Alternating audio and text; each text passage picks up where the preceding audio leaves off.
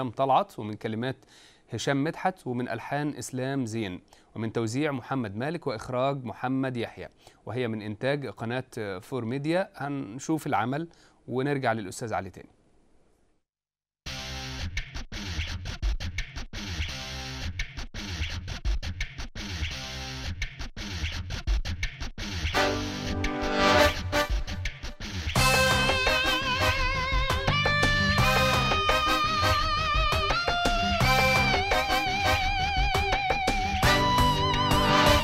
فاكر زمان ساعة ما كنا في الميدان، فاكر كمان لما اتظلمنا من نظام، فاكر زمان ساعة ما كنا في الميدان، فاكر كمان لما اتظلمنا من نظام، فاكر ساعتها ساعة ما فجر الشر بان، فاكر ليلتها كتفي في كتفك كان امان، فاكر ساعتها ساعة ما فجر الشر بان، فاكر ليلتها كتفي في كتفك كان امان، دمي ودمك كان سيان، دمي ودمك كان سيان.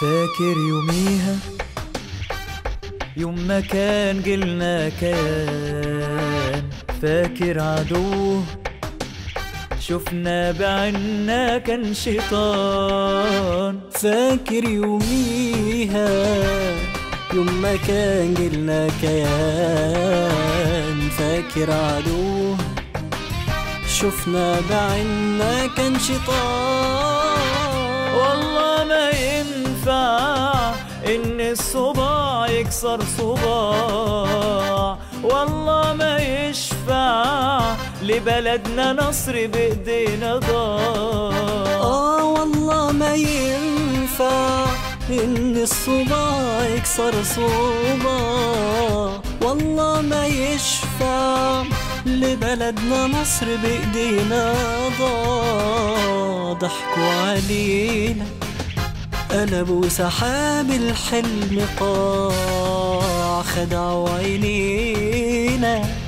ولعوا في نار الصراع، ضحكوا علينا قلبوا سحاب الحلم قاع، خدعوا عينينا ولعوا في نار الصراع، نار الصراع. يلا نوحد صفنا، يلا نجمع شملنا، يلا نخاف على بعضنا زي زمان ما انت فاكر زمان.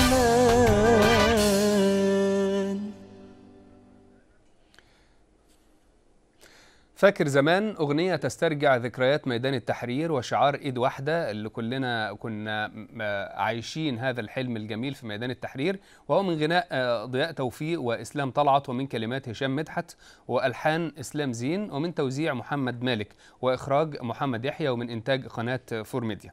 أستاذ علي حلبي نائب رئيس القسم الفني بجريدة الأخبار، الكلمات، الألحان، الأداء، وحدة أو تكامل الوحدات في هذا العمل، إيه رأيك فيها؟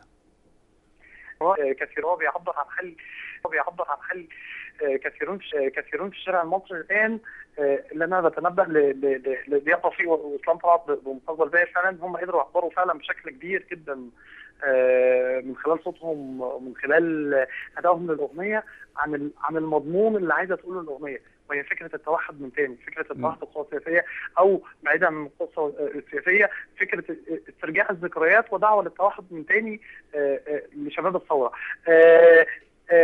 فكره اللحن نفسه اللي هي مشابهه نوعا ما للحن اغنيه ازاي محمد منير، مديانا برضو كده روح وامل وتفاؤل، بتدي للاغنيه كده رونق على رونقها.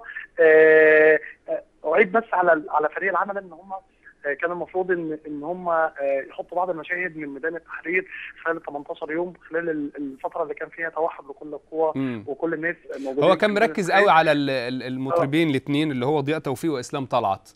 هو فعلا كان مركز عليهم طول الوقت، كان ممكن يدعم ده بوجوه واقعيه من ميدان التحرير او صور واقعيه، ده قصدك يعني؟